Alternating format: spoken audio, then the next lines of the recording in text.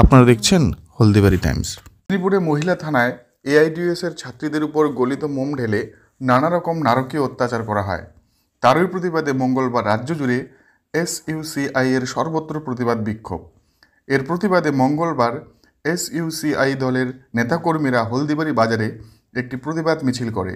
এই মিছিলে নেতৃত্ব দেন হলদিবাড়ি লোকাল কমিটির সম্পাদক রুহুল আমিন সহ পার্থ ভট্টাচার্য, আব্দুল জলিল, কপিল বর্মন, রেজ্জাক সরকার প্রমুখ।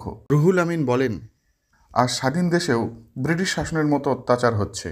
আমরা এর তীব্র প্রতিবাদ জানিয়ে আর সারা রাজ্যের সাথে সাথে হলদিবাড়িতেও প্রতিবাদ মিছিল করছি। বিভিন্ন মহলের জনগণও এর প্রতিবাদে গর্জে উঠছে। হেফাজতে আর কি ভয়াবহ নারীদের উপর অত্যাচার এবং গরম মোম জ্বালিয়ে সেই গোলা মোম তাদের শরীরে দেওয়া এবং নারীদের চুলের মুঠি ধরে শূন্যে ঝুলে রাখা এবং সেখানটা নারীদের উপরে পুলিশ তাদের বুকের উপর দাঁড়িয়ে তাদের লাথি মারা, এইসব অন্যায় অত্যাচারের বিরুদ্ধে আজকে আমাদের গোটা রাজ্য জুড়েই প্রতিবাদ দিবস হচ্ছে। এবং শুধু প্রতিবাদই নয় আর কি, এই ঘটনার গভীরতাকে লক্ষ্য করে আমরা মুখ্যমন্ত্রীর উদ্দেশ্যে একটা খোলা চিঠি দিচ্ছি।